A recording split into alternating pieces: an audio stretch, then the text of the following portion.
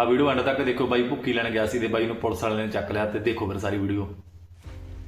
ਕਾਲੋ ਮੈਂ ਭੁੱਕੀ ਲਈ ਆਉਂਦਾ ਸੀ ਤੇ ਮੈਨੂੰ ਪੁਲਿਸ ਵਾਲਿਆਂ ਨੇ ਫੜ ਲਿਆ। ਹੁਣ ਇਹ 4-5 ਸਾਲਾਂ ਵਾਸਤੇ ਮੈਨੂੰ ਜੇਲ੍ਹ 'ਚ ਸਿੱਟ ਦੇਣਗੇ। ਮੈਂ ਤਾਂ ਘਰੇ ਸਾਈਕਲ ਲਾਉਣ ਆਇਆ। ਤੂੰ ਮੇਰੇ ਸਾਈਕਲ ਦਾ ਤੇ ਆਪਣਾ ਧਿਆਨ ਰੱਖੀ।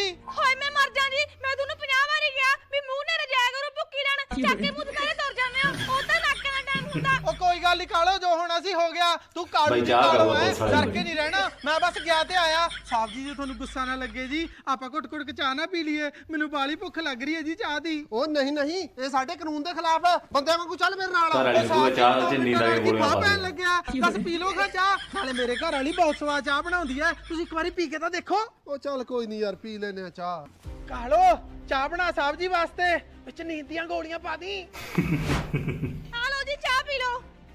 ਆ ਚਾਹ ਕਾ ਪੀ ਜਾਂਦੇ ਹੋ? ਇਹ ਸਾਹਿਬ ਜੀ ਦੀ ਚਾਹ, ਇਹ 'ਚ ਤਾਂ ਮੈਂ ਨੀਂਦ ਦੀਆਂ ਗੋਲੀਆਂ ਪਾਈਆਂ ਹੋਈਆਂ ਨੇ। ਤੁਸੀਂ ਆ ਚਾਹ ਪੀਓ ਜੀ, ਭਾਂਡਾ ਬਾਅਦ 'ਚ ਨੀਂਦ ਦੀ